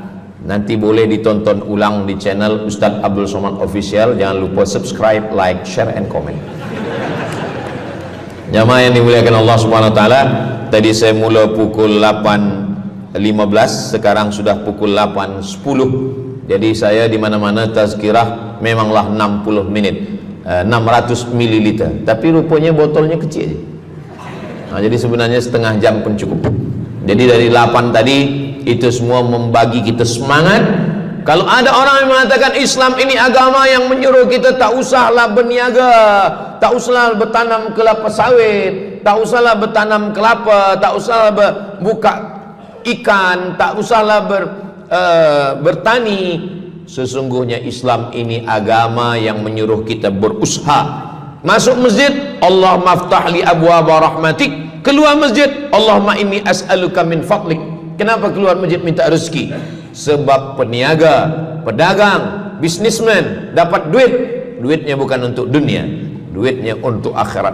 Jadi kalau ada orang mengatakan kereta tak dibawa mati, siapa kata kereta tak dibawa mati? Kereta boleh dibawa mati. Kereta yang macam mana? Kereta wakaf. Ada kereta 10, wakafkan untuk tahfiz Quran. Masa mak saya meninggal, berpesan dia, nanti kalau aku mati, tolong kuburkan aku di samping makam ayahku. Dari tempat saya, rumah saya ke kampung mak saya jauh, 10 jam naik kereta. Hospital tak nak bagi kereta ambulan. Maka selepas itu saya azam dalam diri saya, nanti kalau ada duit, kita buatkan kereta wakaf ambulan. Siapapun saja yang sakit meninggal, free, Alhamdulillah kami ada yayasan tabung wakaf umat namanya, 2 kereta ambulans sekarang. Siapapun yang sakit free. Naik kereta ni free, syaratnya 2, sakit mati. Alhamdulillah, sesiapa saja datang boleh. Jadi saya rasa sakit hati, dalam hati saya itu saya mesti azamkan, tekadkan ini. Begitu juga dengan tahfiz, guru-guru, cikgu-cikgu, pelajar-pelajar, buatkan kereta. Begitu juga dengan rumah. Apa kata orang? Untuk apa bina rumah elok-elok, rumah besar? Rumah tak dibawa mati. Rumah boleh dibawa mati. Rumah yang mana? Rumah tahfiz Quran.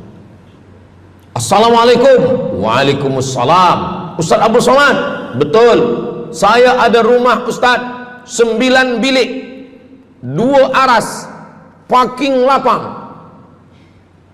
Rumah siapa? Tak tahu. Ini rumah siapa Tuan? Tuan Haji. Rumah saya. Tuan Haji di mana sekarang? Saya di Surabaya, Ustaz Abdul Somad. Rupanya dia dulu kerja kilang minyak di Riau, Sumatera. Lepas pencen dia balik ke Jawa. Jadi rumah ni saya nak wakafkan. Wakafkan sekarang kami buat rumah tahfiz Quran. Pagi, petang, siang, malam orang hafaz Quran.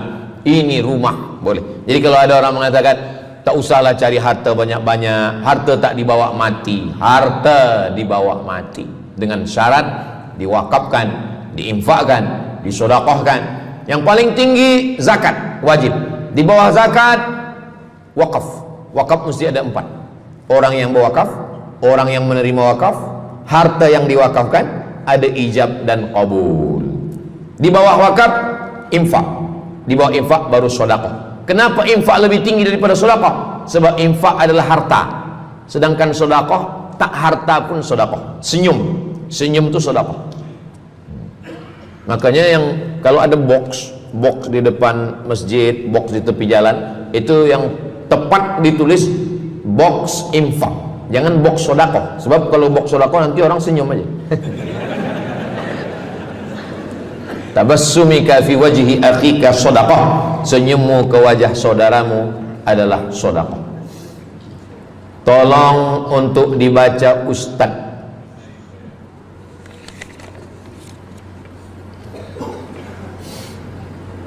Seorang hamba yang ketika jahiliyah pernah mengambil hak orang dengan mengambil persen daripada uang infak.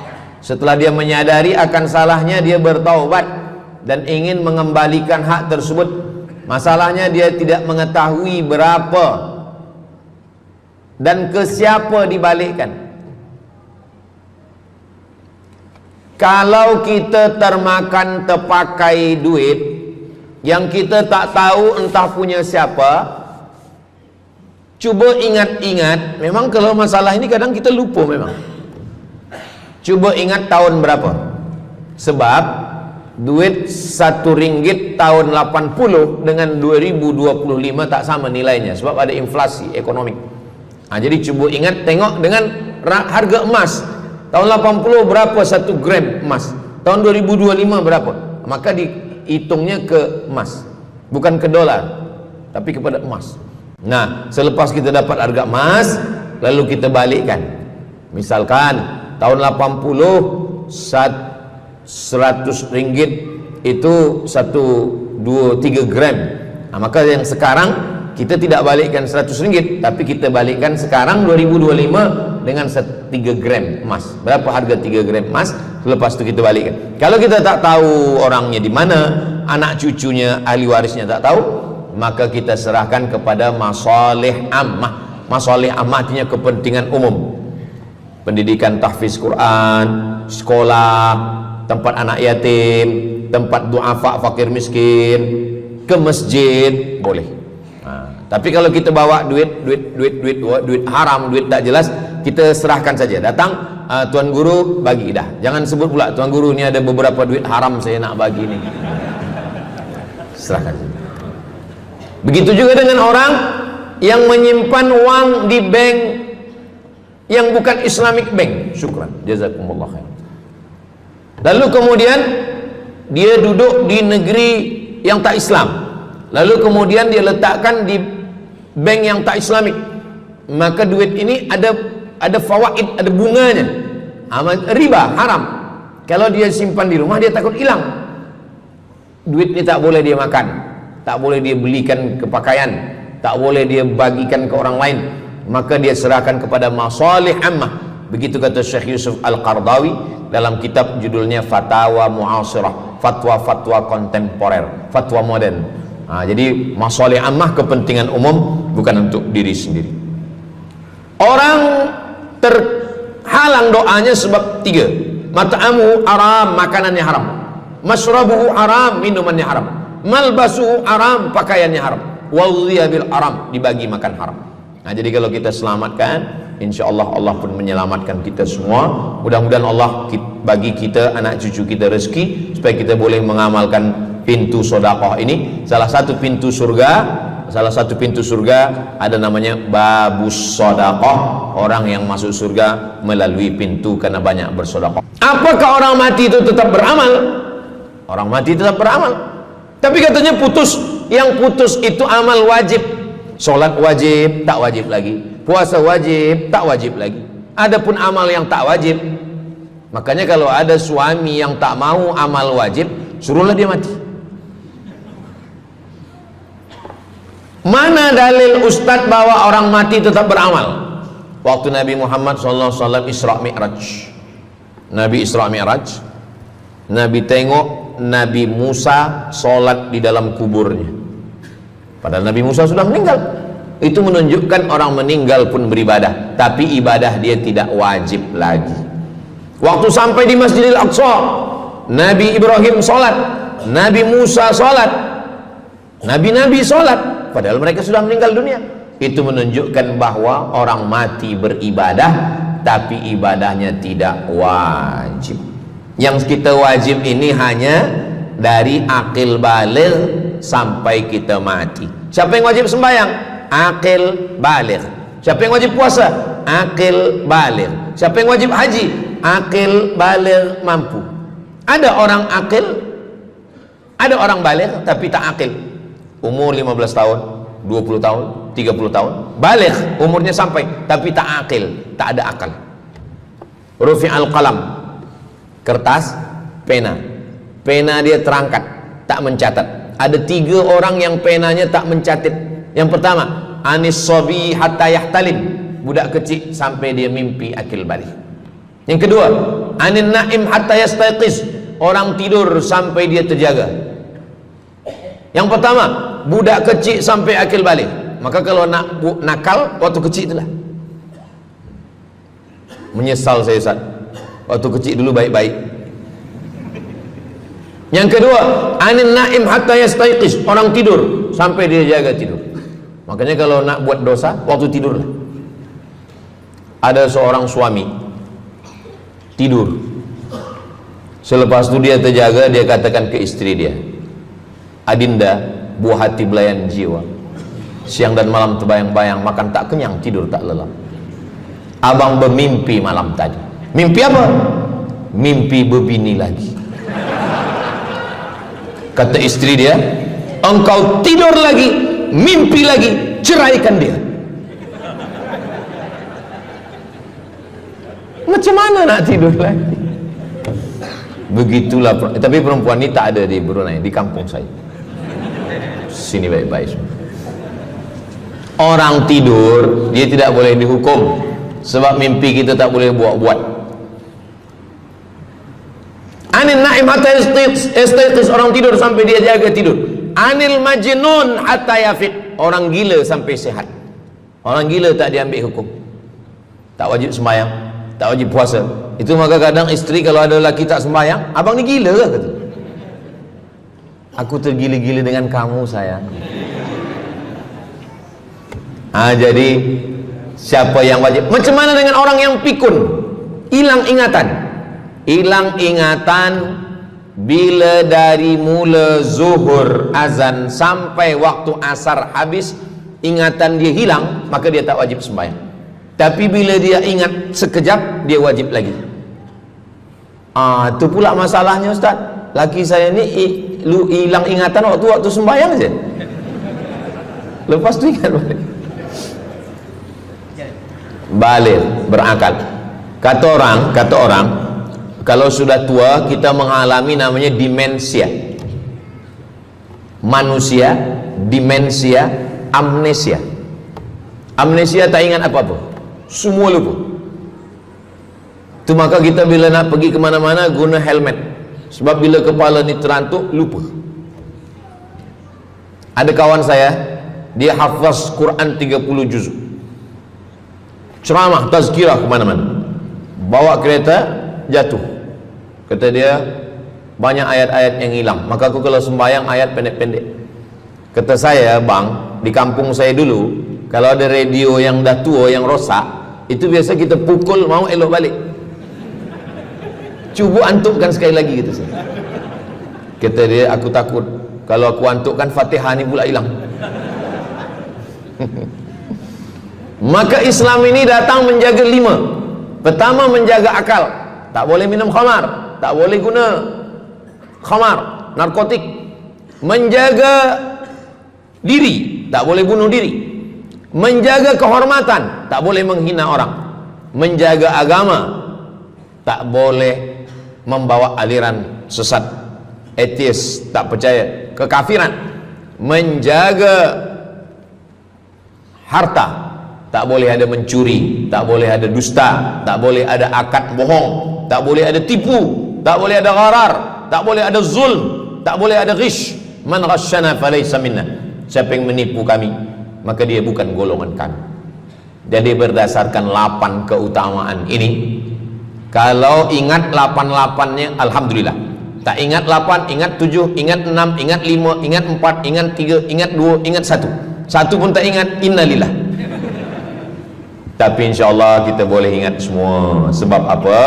Sebab tazkirah malam ini direkodkan, nanti boleh ditonton ulang di channel Ustaz Abdul Somad Official. Jangan lupa subscribe, like, share, and comment. Jamaah yang dimuliakan Allah Subhanahu Wa Taala, tadi saya mula pukul 8.15, sekarang sudah pukul 8.10. Jadi saya di mana-mana tazkirah memanglah 60 menit, 600 ml, tapi rupanya botolnya kecil je. Jadi sebenarnya setengah jam pun cukup. Jadi dari 8 tadi itu semua membagi kita semangat. Kalau ada orang yang mengatakan Islam ini agama yang menyuruh kita tak usahlah berniaga, tak usahlah bertanam kelapa sawit, tak usahlah bertanam kelapa, tak usahlah buka ikan, tak usahlah bertani. Sesungguhnya Islam ini agama yang menyuruh kita berusaha. Masuk masjid, Allah maftahli abwaaba rahmatik. Keluar masjid, Allahumma inni as'aluka min fadlik. Kenapa keluar masjid minta rezeki? Sebab peniaga, pedagang, bisnismen dapat duit, duitnya bukan untuk dunia, duitnya untuk akhirat. Jadi kalau ada orang mengatakan kereta tak dibawa mati, siapa kata kereta tak dibawa mati? Kereta boleh dibawa mati. Kereta yang macam mana? Kereta wakaf. Ada kereta 10, wakafkan untuk tahfiz Quran. Masa mak saya meninggal, berpesan dia, nanti kalau aku mati, tolong kuburkan aku di samping makam ayahku. Dari tempat saya, rumah saya ke kampung mak saya jauh, 10 jam naik kereta. Hospital tak nak bagi kereta ambulan. Maka selepas itu saya azam dalam diri saya, nanti kalau ada duit, kita buatkan kereta wakaf ambulan. Siapapun saja yang sakit meninggal, free. Alhamdulillah kami ada yayasan tabung wakaf umat namanya, 2 kereta ambulan sekarang. Siapapun yang sakit, free. Naik kereta ni free, syaratnya 2, sakit mati. Alhamdulillah, sesiapa saja datang boleh. Jadi saya rasa sakit hati, dalam hati saya itu saya mesti azamkan, tekadkan ini. Begitu juga dengan tahfiz, guru-guru, cikgu-cikgu, pelajar-pelajar, buatkan kereta. Begitu juga dengan rumah. Apa kata orang? Untuk apa bina rumah elok-elok, rumah besar? Rumah tak dibawa mati. Rumah boleh dibawa mati. Rumah yang mana? Rumah tahfiz Quran. Assalamualaikum. Waalaikumsalam. Ustaz Abdul Somad, betul, saya ada rumah Ustaz, 9 bilik, 2 aras, parking lapang. Rumah siapa? Tak tahu. Ini rumah siapa Tuan? Tuan Haji. Rumah saya. Tuan Haji di mana sekarang? Saya di Surabaya, Ustaz Abdul Somad. Rupanya dia dulu kerja kilang minyak di Riau, Sumatera. Lepas pencen dia balik ke Jawa. Jadi rumah ini saya nak wakafkan. Wakafkan sekarang kami buat rumah tahfiz Quran.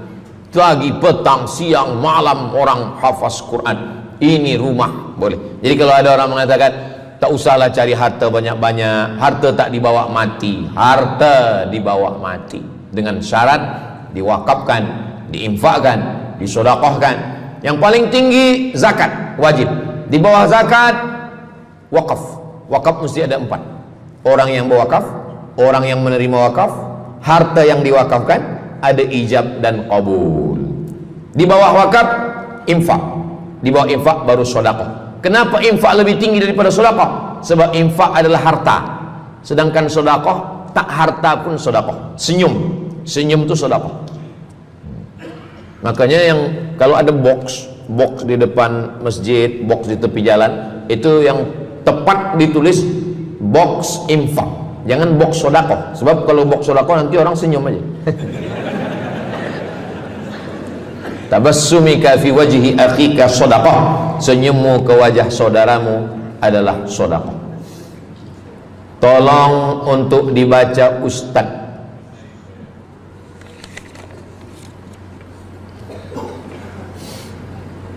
Seorang hamba yang ketika jahiliyah pernah mengambil hak orang dengan mengambil persen daripada uang infak. Setelah dia menyadari akan salahnya, dia bertaubat dan ingin mengembalikan hak tersebut. Masalahnya dia tidak mengetahui berapa dan ke siapa dibalikkan. Kalau kita termakan terpakai duit yang kita tak tahu entah punya siapa, cuba ingat-ingat. Memang kalau masalah ini kadang kita lupa memang. Coba ingat tahun berapa?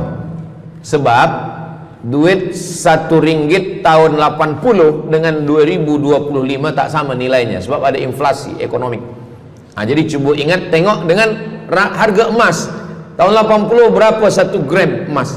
Tahun 2025 berapa? Maka dihitungnya ke emas, bukan ke dolar, tapi kepada emas. Nah, selepas kita dapat harga emas, lalu kita balikkan. Misalkan tahun 80 100 ringgit itu 1, 2, 3 gram. Maka yang sekarang kita tidak balikkan 100 ringgit, tapi kita balikkan sekarang 2025 dengan 3 gram emas. Berapa harga 3 gram emas? Lepas itu kita balikkan. Kalau kita tak tahu orangnya di mana, anak cucunya, ahli warisnya tak tahu, maka kita serahkan kepada masalih ammah. Masalih ammah artinya kepentingan umum. Pendidikan tahfiz Quran, sekolah, tempat anak yatim, tempat duafa fakir miskin, ke masjid boleh. Tapi kalau kita bawa duit haram, duit